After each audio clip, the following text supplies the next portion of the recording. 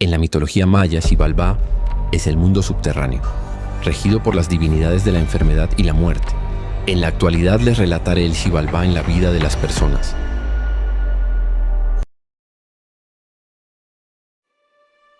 El tiempo exacto que le llevó a Susan Smith, de 23 años, dejar de ser madre para convertirse en asesina. Solamente 480 segundos. Era martes, pero no un martes cualquiera. Era ese martes en el que decidió torcerle el brazo al destino, medianamente feliz que puede tener cualquier familia. Sus 2 hijos se habían convertido en una carga para su libertad. La única salida, pensó, era deshacerse de ellos, como si fuese un accidente. Susan Lee Vaughn Smith llegó al mundo en un hogar turbulento el 26 de septiembre del 71, en Unión, Carolina del Sur, Estados Unidos. Era la única hija mujer y la menor de los 3 que tuvieron, Linda Harrison y Harry Vaughan. No había llegado a cumplir los 8 años cuando sus padres se divorciaron.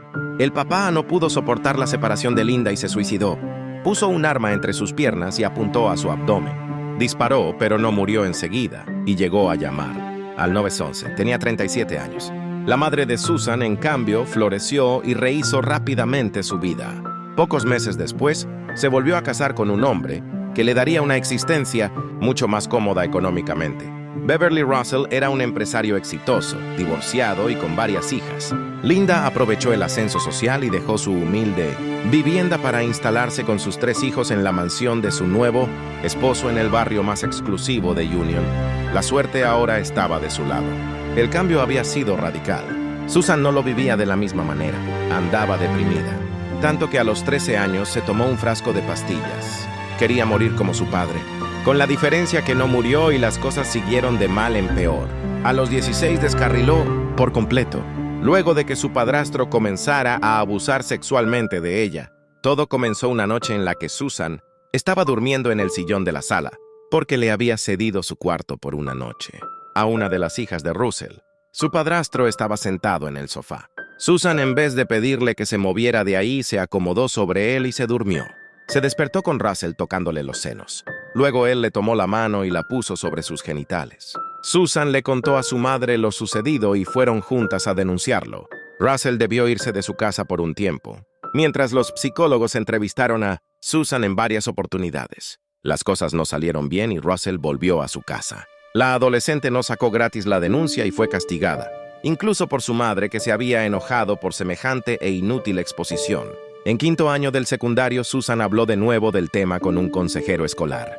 Los servicios sociales fueron hasta la casa una vez más, pero ella no se animó a presentar cargos contra su padrastro. A los 17 años, Susan consiguió un trabajo en los almacenes Winn-Dixie.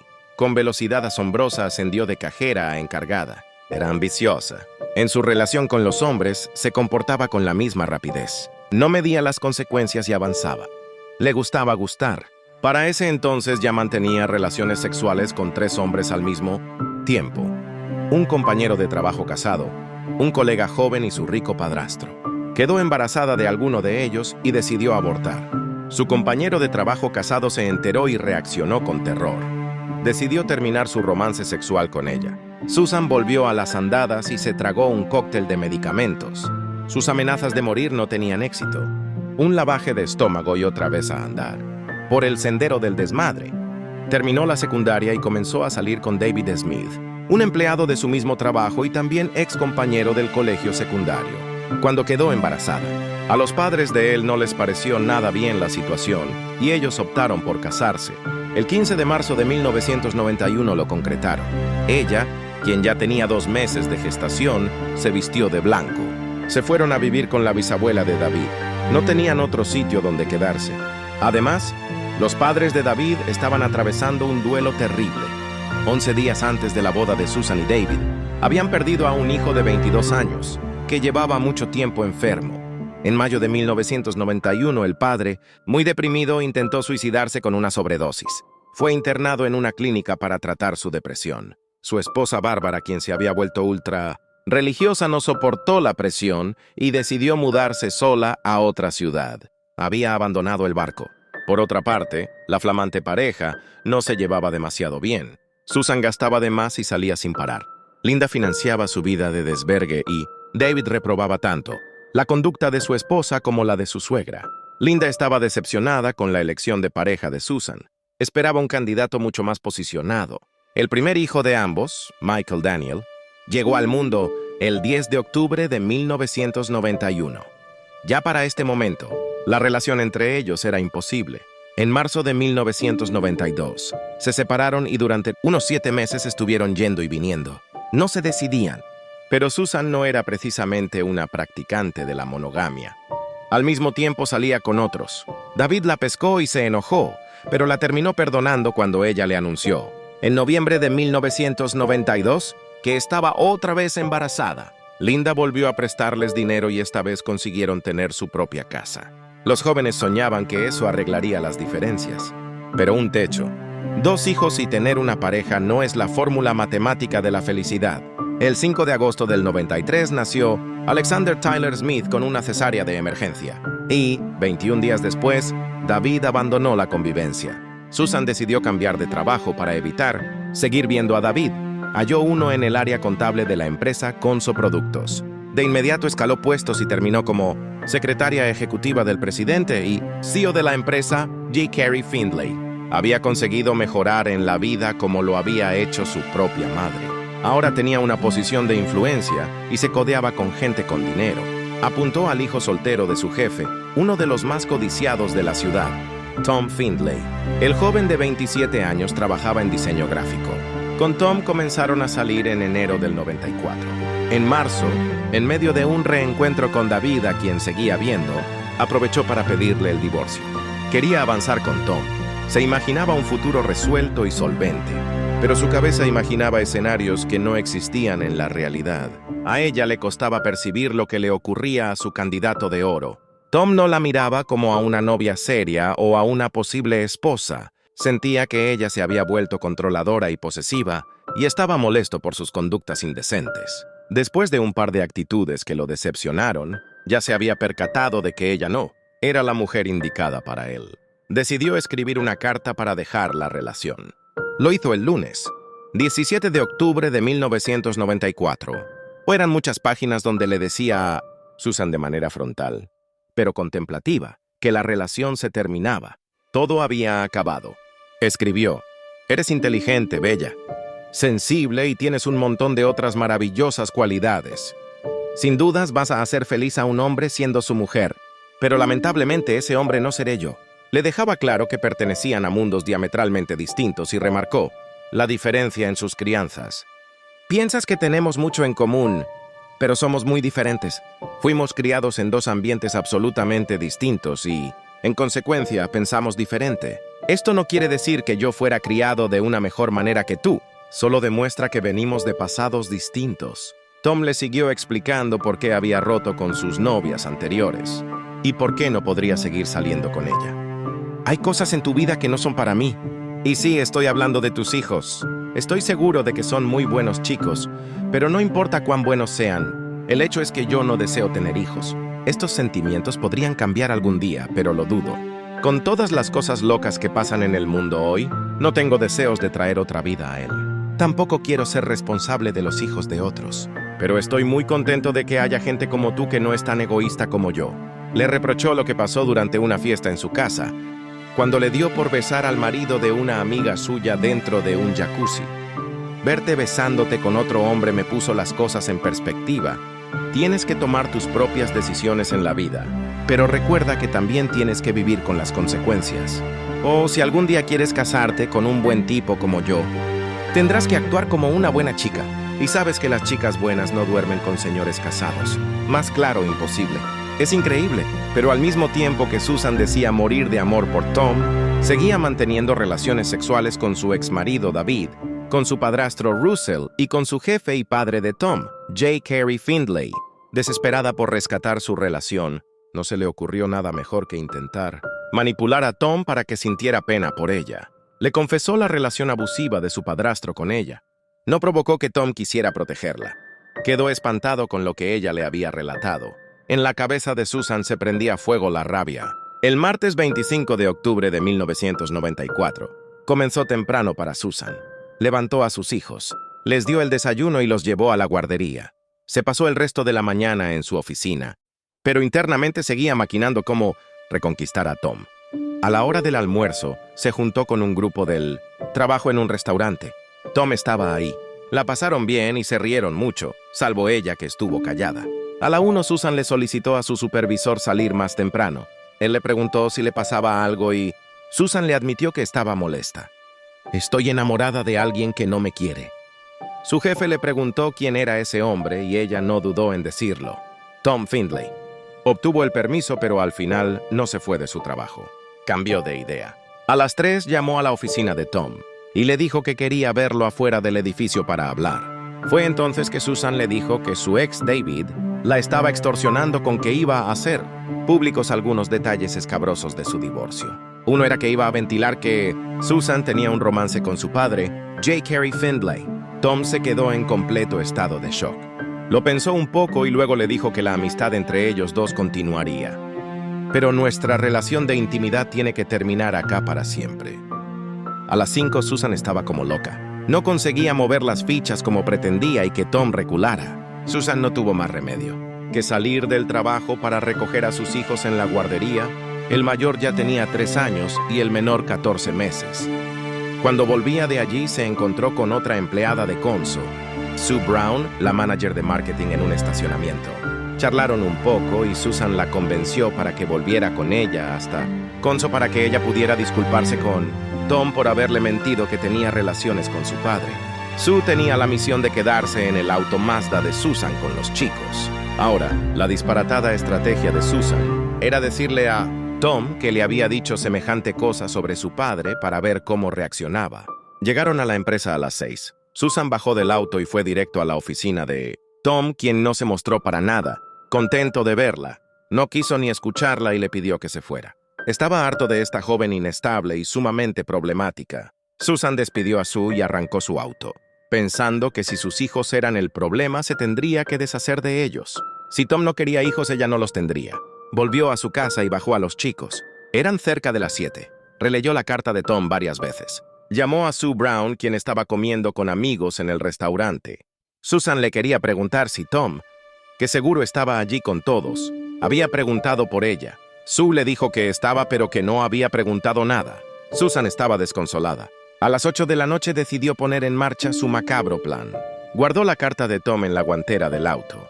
Luego buscó a sus hijos, los vistió, pero no les puso zapatillas y los sentó, con especial cuidado, les colocó los cinturones. Luego, salió a conducir sin rumbo en la oscuridad, pensando y repasando el plan. Los chicos al fin se durmieron de tantas vueltas. Había pasado casi 1 hora cuando manejó por la autopista, se decidió y luego tomó el camino rural que terminaba en un lago. Tuvo que seguir las indicaciones porque jamás había estado allí. Llegó hasta donde estaba la rampa de 23 metros de largo, por donde bajaban los botes. Estacionó sobre ella con la trompa de su auto apuntando al agua. Dejó las luces prendidas y se bajó. Sintió el frío del otoño en la cara y observó el brillo dorado de sus faros sobre la superficie líquida. Parada desde fuera del auto, quitó el freno de mano, colocó la palanca de cambios en drive y cerró su puerta con mucho cuidado para no despertarlos. El auto bajó por la rampa sin conductor y empezó a hundirse en el lago con una pasmosa lentitud. Se iba llenando de agua poco a poco. Susan esperó y se tapó con las manos los oídos. No quería escuchar los ruidos que hacía su coche mientras se sumergía hasta el fondo. ¿Se despertaron los chicos cuando el agua entró? ¿Gritaron llamando a su madre? No se sabe y ella no lo dijo. Lo cierto es que esperó 8 eternos minutos hasta que ya no se vio absolutamente nada sobre la superficie, ni burbujas. Recién entonces salió disparada hacia una casa cercana para pedir ayuda. Eran pasadas las 21, cuando golpeó la puerta de Shirley y Rick McLeod y gritó que la ayudaran. El hijo de Rick y Shirley fue quien llamó al 911 a las 9 de la noche. Mientras llegaba la policía, Shirley calmó a Susan y logró que les contara qué había pasado. Ella dijo que un hombre afroamericano los había abordado en una luz roja en Monarch Mills y los había secuestrado, amenazándola con un arma. Diciendo que la iba a matar, la había hecho manejar por varios kilómetros y la había obligado a bajarse mientras él escapaba con sus 2 hijos atrapados en el asiento trasero. Reveló que cuando eso ocurrió, sus chicos empezaron a llorar a los gritos. Gritos en sus oídos guardados. Eso seguro que sí había escuchado un rato antes. Después le dijo a Shirley que quería llamar a su padrastro y a su ex David, y así lo hizo. Los periodistas llegaron a la ciudad de Union en masa. En esos días, la opinión pública no podía despegar la nariz de las noticias sobre el caso. Los detectives no fueron ingenuos y sometieron a la pareja al detector de mentiras. La principal pregunta fue, ¿sabe usted dónde están sus hijos? David la atravesó sin problemas. Susan no. Y se dio cuenta porque se lo dijo a David. Era el primero de los muchos que le harían. Además, habían detectado un par de inconsistencias en sus declaraciones. La más importante, había dicho que en el sitio en el que había sido abordada por el hombre negro con pasamontañas, no había otros autos y que se había detenido ante una luz roja y que el sujeto había aprovechado ese momento para abalanzarse sobre ellos. También había relatado que a las 7 su hijo, Michael, le había pedido ir a Walmart, pero ningún empleado del supermercado había visto a Susan, a sus hijos o a su auto allí. Además, había contado que esa noche iría a visitar a Mitchell Sinclair, el novio de su amiga Donna Garner, pero Mitchell negó haber hablado con ella y agregó que esa noche, a las 9, ni siquiera estaba en su casa. Los detectives ya sospechaban fuertemente de su historia. Se lo hicieron saber durante uno de los interrogatorios y ella reaccionó, furiosa y golpeando la mesa. ¿Cómo podían pensar que ella podía haberle hecho algo a sus hijos?, gritó. David, por su lado, le dijo a la policía que él le creía, sin dudas, en lo que ella sostenía.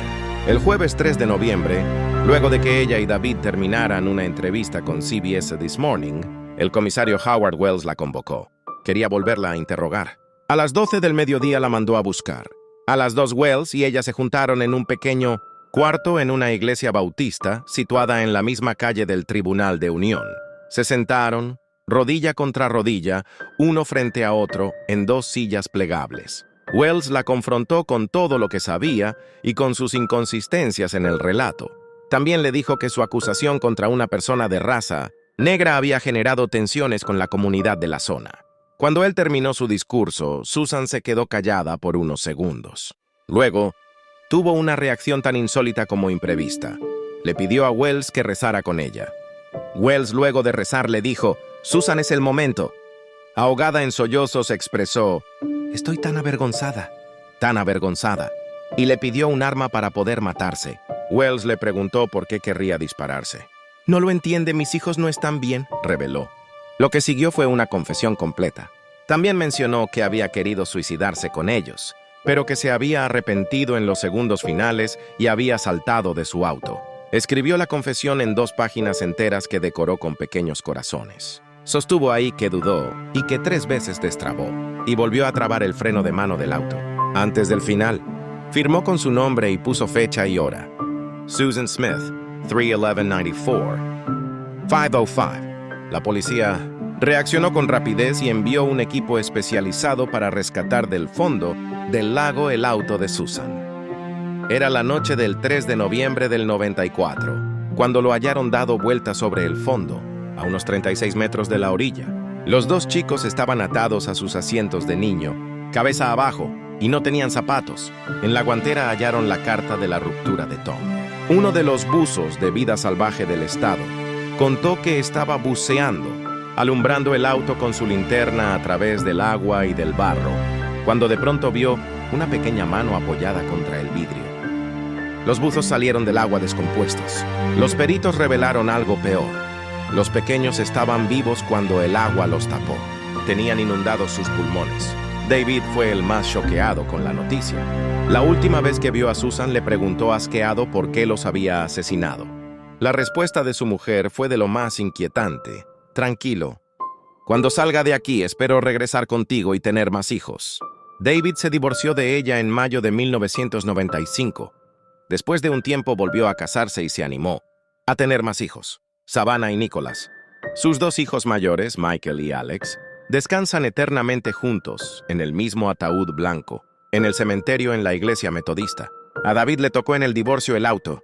Luego del juicio, decidió destruirlo por completo. El fiscal Tommy Pope apeló a las emociones, cuando dijo en su alegato que esos chicos seguramente estuvieran llorando porque estaría oscuro ahí abajo. Tendrían miedo. Sabían que estaban solos. Caracterizó a Susan como a una experta manipuladora. Una egoísta que sabía cuándo debía llorar y que fue capaz de asesinar a sus propios hijos en reacción al rechazo de un hombre. Se mostró la filmación de la recreación de la caída del auto en las frías aguas del lago. Fue absolutamente perturbador. La espera se hizo insoportable incluso en la pantalla. El jurado rompió en llanto. El agente del FBI, que le hizo varios exámenes, del polígrafo a Susan relató: ella hacía sonidos como de sollozos, pero cuando la miraba a los ojos, no había agua en ellos, ni una sola lágrima. Tom dijo que él había conocido a una Susan dulce, querible, no al monstruo que parecía ser en el juicio. El juez no permitió que los peritos relataran el nivel de descomposición de los cuerpos de los pequeños. Solo se mostraron un par de fotos de los cuerpos. Uno de los agentes que transportó varias veces a Susan para los interrogatorios iniciales, cuando sus hijos todavía estaban desaparecidos, declaró que ella en esos trayectos se había mostrado siempre calma y desinteresada. Una vez incluso le preguntó cómo creía que ella se veía en la pantalla del televisor. La defensa de Susan Smith intentó declararla incapaz. Incluso su padrastro Beverly Russell, conmovido por la posibilidad de una pena capital, decidió dar su testimonio. Reconoció que había abusado de ella por años. Lloró y se responsabilizó de los problemas emocionales de la acusada. Y le dijo en un escrito: mi corazón se rompe, porque lo que te he hecho, por tu pena y por tu pérdida. Tú no tienes toda la culpa en esta tragedia. Yo sabía los resultados que mis pecados podían traer. Debería haber tenido la fuerza de comportarme de acuerdo a mi responsabilidad. Todo lo que necesitabas de mí era el correcto tipo de amor. Russell, miembro activo del Partido Republicano y de la coalición, Christiana había admitido a las autoridades los abusos con su hijastra cuando era una adolescente y que había malinterpretado la necesidad de afecto que tenía Susan, pero admitió también que los encuentros habían seguido durante el matrimonio de ella con David y que incluso 2 meses antes de que ella asesinara a los chicos, habían mantenido relaciones sexuales consensuadas. De hecho, para pagar la defensa de la acusada, Russell hipotecó su mansión. Durante el juicio, la madre de Susan, Linda Russell, se presentó todos los días. Lloró en su butaca al lado de su marido, el abusador. Es increíble todo lo que puede pasar en una familia absolutamente disfuncional. Quizá lo que admitió Russell haya servido para evitar que la electrocutaran. El jurado, luego de 10 días de juicio, demoró 2 horas y media en decidir que era culpable. El 28 de julio del 95, fue sentenciada a 2 cadenas perpetuas con la posibilidad de libertad condicional, luego de cumplir 30 años de cárcel. Al menos, pensó la defensa, había logrado sortear la pena de muerte. Al escuchar la sentencia, David sostuvo que él no perdonaría nunca lo que ella había hecho. No olvidaré nunca a Michael y Alex. Mi familia y yo estamos decepcionados de que no la hayan condenado a muerte. Susan había acuñado el título de ser la peor madre del mundo en la prensa. En la cárcel, Susan estuvo lejos de ser una presa modelo. Cometió muchas infracciones. Tuvo sexo con guardias que luego perdieron sus trabajos. Contrabandeó drogas y marihuana, entre muchas otras cosas. En 2015, Susan escribió una carta al Estado donde sostuvo que ella estaba mentalmente enferma cuando hizo lo que hizo. No soy el monstruo que la sociedad cree. Lejos de eso, no era yo esa noche. Yo era una buena madre y amaba a mis hijos. Este año la descubrieron hablando de sexo con una docena de hombres e intentando cobrar dinero para hablar en documentales. La castigaron quitándole el celular, su tablet y varios privilegios, por 90 días, a partir del pasado 4 de octubre. Estamos llegando al 20 de noviembre de 2024, el día en el que Susan, ahora con 53 años, se presentará en la audiencia para pedir su libertad condicional. Esto ha despertado una oleada de cartas furiosas del público, que no lo creen justo y quieren presionar en la decisión del equipo de libertad bajo palabra. Hasta la fecha han llegado más de 130 cartas oponiéndose a su liberación. David Smith alienta a que las escriban para que Susan no pueda jamás volver a pisar las calles.